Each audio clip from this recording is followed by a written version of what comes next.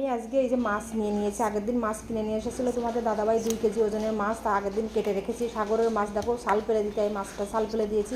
এদিকে সমস্ত পেঁয়াজ রসুন লঙ্কা সব কেটে নিয়েছি, আর বাড়িতে করে জল দিয়ে তেঁতুল ভিজিয়ে রেখে দিয়েছি, গুঁড়ো মশলা রেডি করে নিয়েছি। আর দিকে এখন কড়াইতে মেথি আর শসা দিয়ে দেবো, যেহেতু আমি আজকে মাটির বাড়িতে করে রান্না করবো কেরালান স্টাইলের তরকারি। দেখুন দেখো, আমি কিন্তু কেরালা স্টাইলের 2 টাইপের তরকারি, একটা নারকেল বাটা দিয়ে রান্না করে আর একটা এমনি রান্না করে।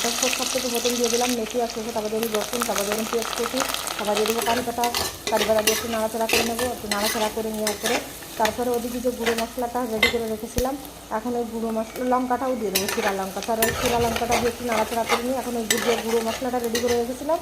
তারপরে আমি এই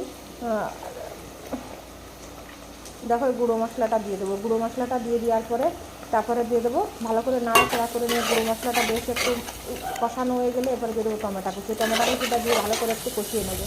কষিয়ে নেওয়ার পরে দেখো ভালো সুন্দর একদম মাখা মাখা হয়ে গেছে। এখন ওই মাছগুলো দিয়ে দেবো পিস এক এক করে, দিয়ে মাছটাকে একটু ভালো করে নাড়াচাড়া করে নেবো। নাড়াচাড়া করে নিয়ে তারপরে আমি ওই তেঁতুলগুলো জলটা ঢেলে দেবো। তেঁতুলগুলো জলটা দেওয়ার পরে তারপরে ভালো করে মাছটা একদম টকবক টকবক করে ফুটে যাওয়ার পরে তারপরে দিয়ে দেবো ধনে পাতা কুচি দেওয়ার পরে তারপরে আমি নামিয়ে নেবো। নামিয়ে নেওয়ার পরে তোমাদের দেখাচ্ছি কেমন হয়েছে তরকারিটা।